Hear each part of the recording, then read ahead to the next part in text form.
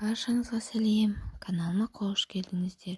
Бүгін сіздермен өте дәмді, тез дайындалатын рогалики дайындаймыз. Бізге қажетті заттар: ұн, сары май, қаймақ, тұз және де қоюлатылған сүт қажет. Ең алдымен сары майымызды ұнға аунатып, үккіштен өткізіп аламыз.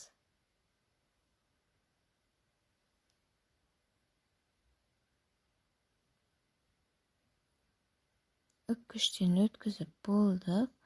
Неке осындай нежный, нәзік масса шығады.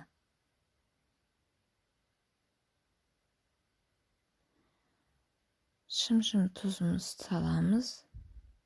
Қаймағымызды салып, қамыр илейміз.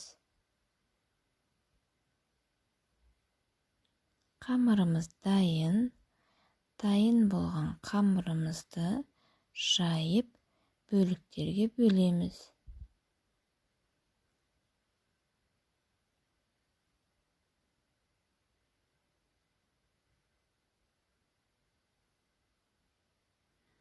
Бөліктерге бөлген қамырымызға қоюлатылған сүтімізді салып, орап шығамыз.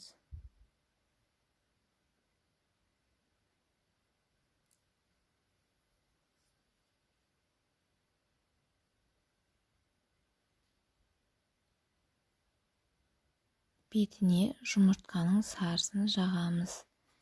Алдын ала қыздырылған пешімізде 180 градуста шамамен 30 минуттай пісіріп аламыз.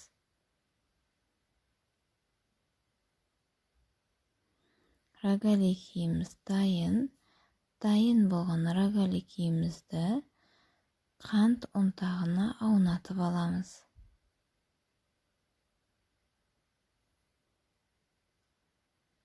Мінеке осындай керемет дәмді рогалики болып шығады.